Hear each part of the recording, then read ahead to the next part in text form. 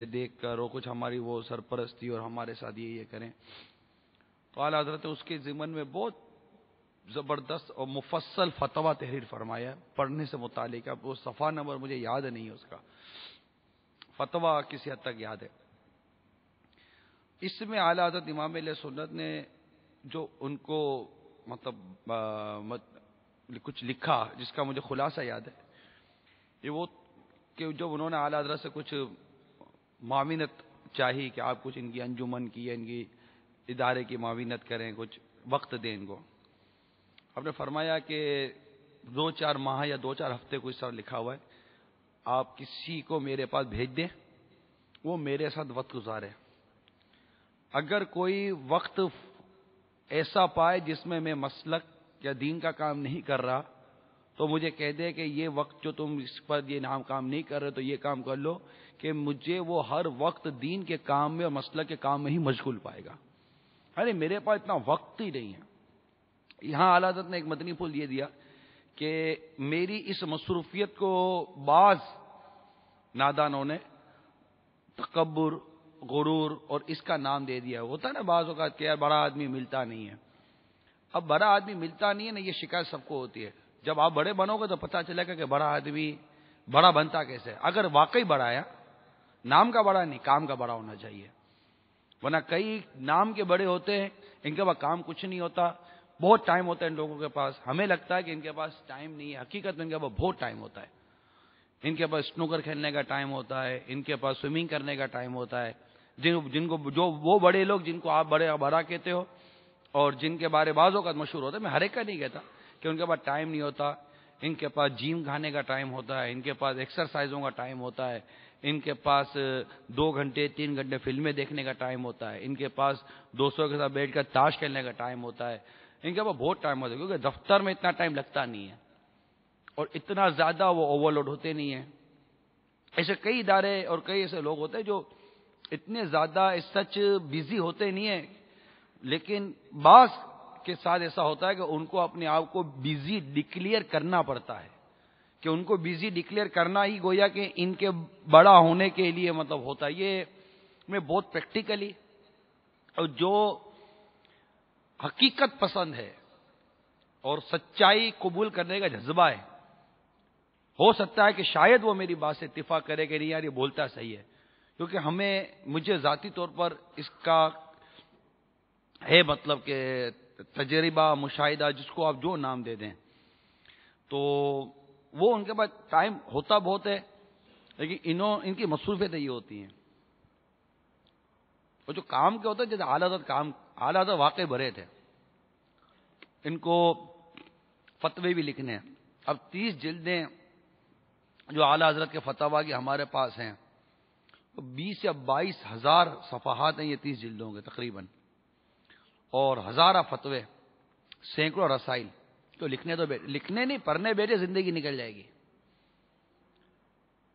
پڑھے پھر سمجھے. اچھا، ان تمام فتووں کو لکھنے کے لیے اعلیٰ حضرت کا مطالعہ، جن جن کتابوں کے اعلیٰ حضرت نے اپنے فتاوا میں حوالے دیے، جن جن بزرگوں کے، اکابرین کے اور دیگر کے جو عبارتیں لکھیں، پھر دنیا بھر کے مکتوب، ان مکتوبوں کو املا کروانا، ڈکٹیٹ کروانا، خود بعض اوقات لکھنا یا کرانا، پھر طریقت، پیری مریدی، پھر اعلیٰ حضرت نماز با جماعت کے سخت پابند،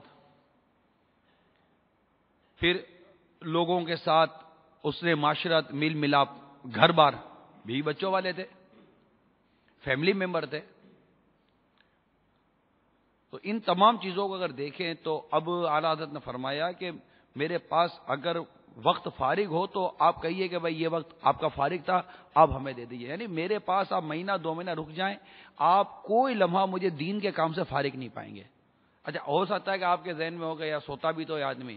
تو امیر سنت نے بڑا پیارا مدنی پھول دیا بزرگوں کے حوالے سے کہ جو شخص سونے سے پہلے یہ نیت کرے کہ میں عبادت پر قوت پانے کے لیے سو رہا ہوں تو اس کا سونا بھی عبادت ہے. اب 8-8 9-9 گھنٹے، 10-10 گھنٹے یا کوئی 7 گھنٹے یا 6 گھنٹے سو رہا ہے، مرف القلم میں قلم اڑ گیا. لیکن اگر عبادت کی نیت کر کے سوتا ہے کہ میں عبادت پر قوت پاؤں گا، جیسے ابھی آپ کو بل پر نیند چڑھی ہوئی، آپ کو ذوق نہیں آئے گا اتنا. یا آپ کو نیند چڑھی ہوئی آپ نماز پڑھو نہیں پڑھ سکیں گے، آپ کو نیند چڑھی ہوئی آپ مطالعہ نہیں کر سکیں گے.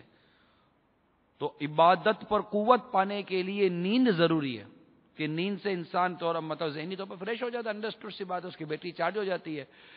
جسم کے ہر عضو کو آپ ساکت کر دیتے ہیں اور وہ اپنے طور پر اپنا سائیکل پورا کرتے ہیں اور ریچارج ہو جاتے ہیں. اور دوبارہ ہم مطلب کہ 6-7 گھنٹے، اب کسی کی بیٹری 7 گھنٹے میں چارج ہوتی ہے، کسی کی 8 گھنٹے میں، کسی کی 4 گھنٹے میں چارج ہو جاتی ہے. کچھ مطلب جیسی اس کی طبیعت، جس کو فی زمانہ اگر ہم موبائل کی بیٹری لے لے کوئی جلدی چارج ہو جاتا ہے، تو کوئی لمبا چوڑا لگا رہتا ہے. تو یہ مطلب ہر لمحہ. تو اب ایسی شخصیت جو میں شعر کی طرف جا رہا تھا، جنہوں نے شعر پڑھا نا، تو اب ظاہر ہے کہ جب شعر پڑھا جا رہا ہے تو یہ جس کی بارگاہ میں پڑھا جا رہا ہے وہاں تصور جانا چاہیے، جس نے لکھا ہے اس کی شخصیت سامنے ہونی چاہیے. اب میری نظر میں اس وقت اعلیٰ حضرت کی شخصیت آئی کہ اعلیٰ حضرت نے گویا کہ یہ شعر لکھا. اب یہ سیرت میں نے اعلیٰ حضرت کی تھوڑی بیان کی نا، تاکہ پتہ چلے کہ لکھنے والا کون ہے. لکھنے والا یہ جس کا میں نے بیان کیا اور ایک جھلک بیان کی. اور یہ لکھنے والا لکھ رہا ہے کہ مجرم کو نہ شرم آؤ، احباب کفن ڈھک دو. ہم منہ دیکھتے ہیں نا، مجرم کو نہ شرماؤ، احباب کفن ڈھک دو. منہ دیکھ کے کیا ہوگا، پردے میں بھلائی ہے. ارے جو اتنا زبردست عالم، مفتی اور مجدد وقت، مجدد دین و ملت، اس کی جب یہ جذبات ہیں اور واقعتاً انکساری ہے، اللہ کی بارگاہ میں انکساری مقبول ہے کہ بندے کو انکساری ہی کرنی چاہیے. اور ہمارے اکابر بزرگوں نے انکساریاں کی ہیں. لیکن میں یہ غور کر رہا تھا کہ اتنی بڑی شخصیت کے جو بھی ہے جذبات ہیں. اور ہمیں امیر سنت نے فرمایا کہ اعلیٰ حضرت کی قلم اور دل میں تضاد نہیں ہے. دل پر ابھرنے والے جذبات، خیالات، احساسات کو اعلیٰ حضرت نے قلم بند کیا ہے شاعری میں. شاعری بھی ایک فن ہے، اپنی بات بیان کرنے کا، اب اظہار خیال کا ایک انداز ہے شاعری. تو ہم اعلیٰ حضرت کا یہ اظہار خیال جو ان کی کیفیت تھی کہ یقیناً وہ اس وقت کیفیت ان پر طاری ہوگی. یہ کسی پڑھنے والے کے لیے نہیں لکھا، اپنے لیے لکھا ہے اعلیٰ حضرت نے.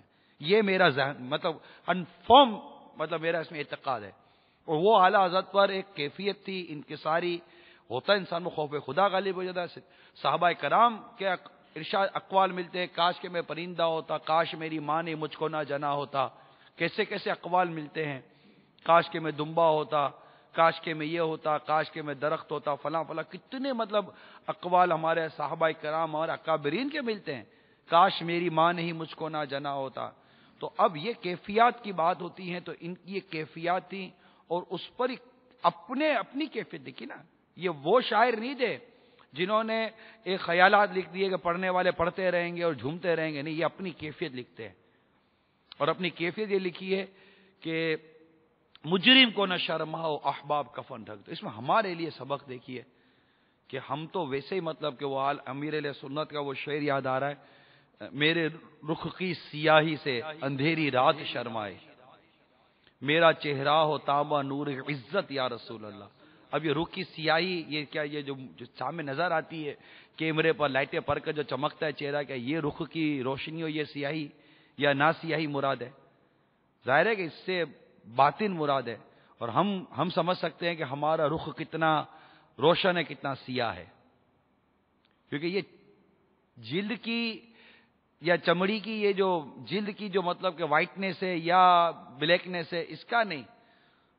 ورنہ بڑا بڑا گورا آدمی کھڑا ہو جائے میرے بلال حبشی رضی اللہ عنہ کے آگے تو میرے بلال حبشی رضی اللہ تعالیٰ عنہ اس کو ہرا کر دکھا دیں گے. کیونکہ ان کے چہرے سے جو نور ایمانی کا جو نور نکلتا ہوگا اور عشق رسول صلی اللہ علیہ وسلم کے جو نور ان کے چہرے پر ظاہر ہوتا ہوگا، لوگ دیکھتے رہ جاتے ہوں گے رضی اللہ تعالیٰ عنہ. تو یہ رخ کی سیاہی جو گناہوں کے سبب سے جو ہم پر جو چھائی رہی ہے، اور جو تو یہ ہماری کیفیات ہماری نہیں بنتی. ہم جذباتی طور پر شعر میں وہ کیا کہتے ہیں مسحور ہو جاتے ہیں یا شعر میں کھو جاتے ہیں یا اچھا لگتا ہے. لیکن ایک کاش کہ مجھے یہ شعر پڑھتے ہوئے یہ احساس ہو کہ یار اعلیٰ حضرت کا جب یہ مقام ہے، یہ